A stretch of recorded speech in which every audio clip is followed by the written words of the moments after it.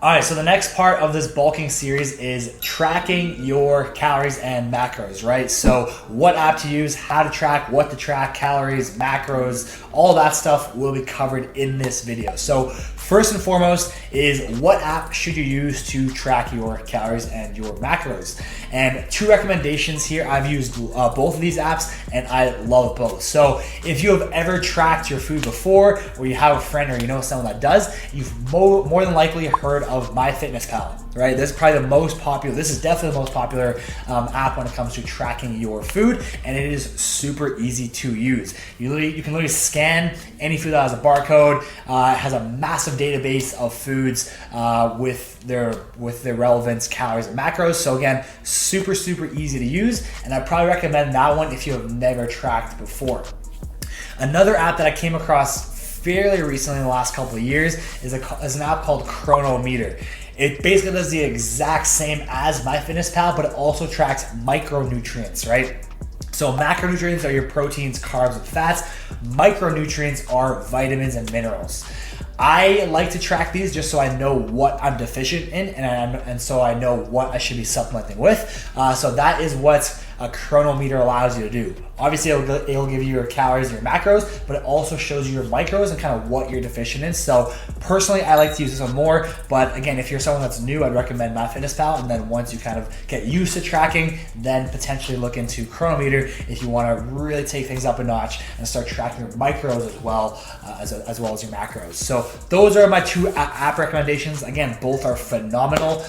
You don't need the paid version for either. The free version is more than enough and to do what you need to do when it comes to tracking your food and your calories. Now, one of the most common questions I get when it comes to bulking is how much of a calorie surplus should I be in order to maximize or optimize my muscle building potential? And the answer, again, as most things, it really depends on where you are now. If you're brand new and you're just beginning maybe your first or second bulking phase, I would suggest being in a small calorie surplus, because again, that's all you need in order to give your body the extra resources and energy to build new muscle, right?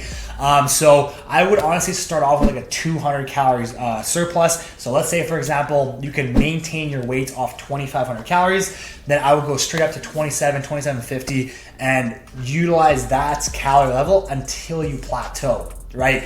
Only once you plateau would I increase calories. Before I increase calories, I would first look to decrease energy expenditure. So if you're doing any cardio or going for like runs and stuff like that, I would cut that out first. So you're not always like stuffing your face with food. But if you're already doing like minimal cardio or no cardio or stuff like that, you've already cut that out, then I would slowly increase the calories once you kind of plateau. So again, start off with like 2,700, and then as you plateau, add another 100, and so on and so forth. So obviously your rate of muscle growth is very genetically dependent. So some people can pack on a lot more muscle a lot faster than other people can, and that's just genetically their genetic disposition. Not much you can do about that, not really anything you can change about that, but the calorie surplus at which you're kind of like maxed out at with your rate of muscle growth is typically around 500 calories surplus. Remember, 500 calories surplus times 7 days, so 1 week, is in excess of 3,500 calories. 3,500 calories is 1 pound. So personally, I would aim between 0.5 and a pound per week. That way you're kind of keeping the gains at a much leaner,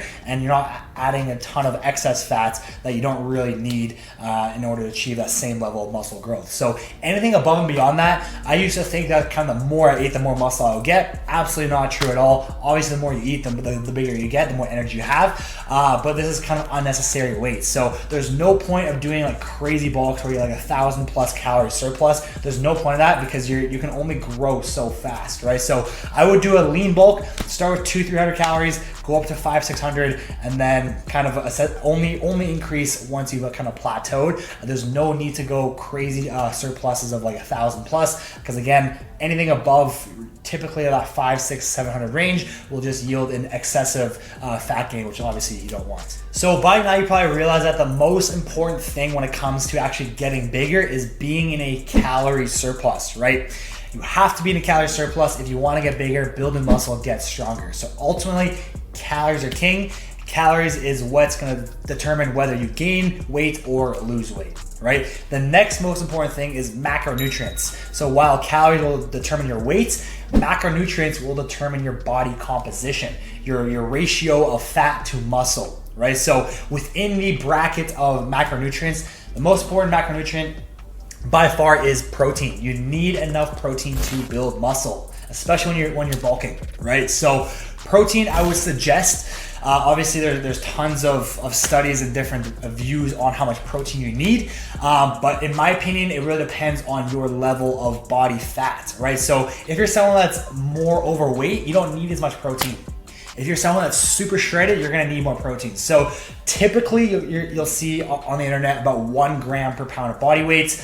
That will be sufficient for like 90% of people. If you are like sub 10% body fat, for men, sub about 17% body fat for women, then I would even go up to about 1.2 grams per pound of body weight, just because you're in such a calorie deficit that you're so lean that it's harder to retain that muscle. But again, for the most people, if you're kind of average, I would suggest 1 gram per pound of body weight. If you're super overweight, you can easily get away with like 0.7 grams per pound of body weight. Next is the ratio of fats to carbs. So at the end of the day, especially when you're bulking, this isn't a big deal at all. Fats are essential, protein is essential. You probably heard of essential amino acids and essential fatty acids. That is because your body needs it from the outside source. It cannot produce it on its own.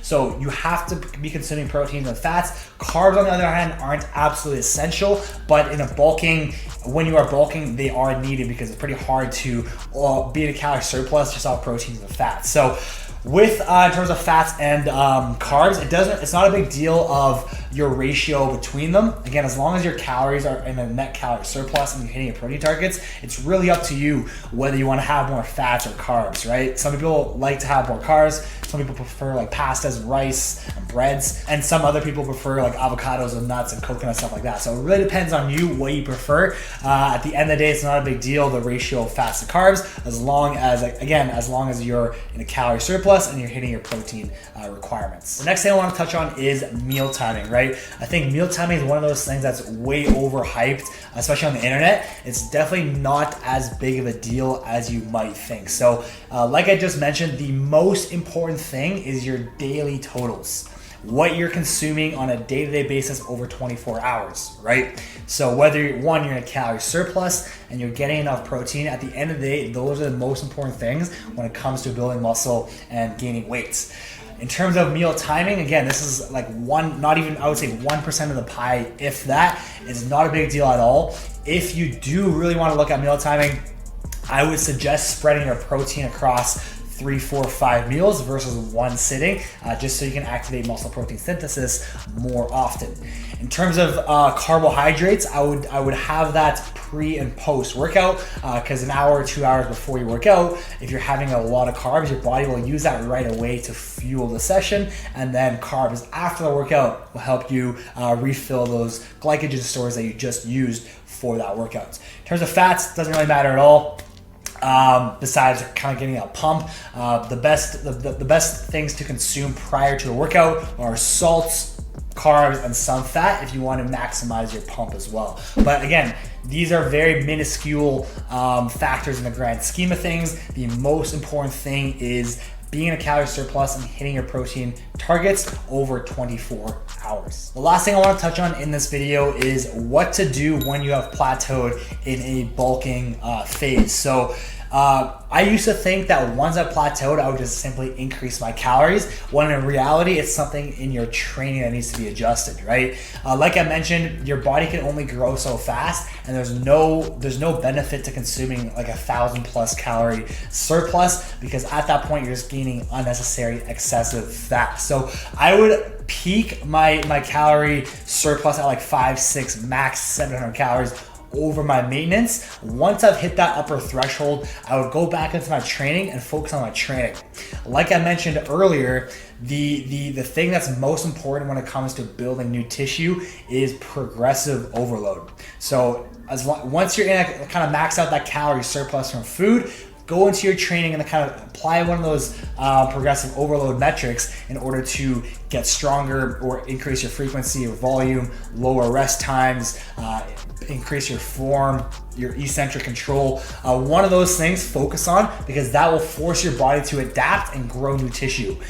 Most of the time when people plateau, it's not because, or maybe because they're not eating enough, that's usually the case, but once they are in that upper threshold of being in a calorie surplus, it's usually the case where they're not pushing themselves hard enough in the gym by not kind of focusing on progressive overload and doing the same old week to week. And some people, and I used to think this was effective because I'd always get a pump, so I thought I was always growing. But again, if you're not increasing your weight, if you're not increasing your volume or increasing your frequency, decreasing rest times, or improving your form, then you're not improving at all on a week-to-week basis. So kind of round off here, the most important thing to focus on is, once you have kind of capped out your calories, go into your training and focus on one of those metrics for progressive overload.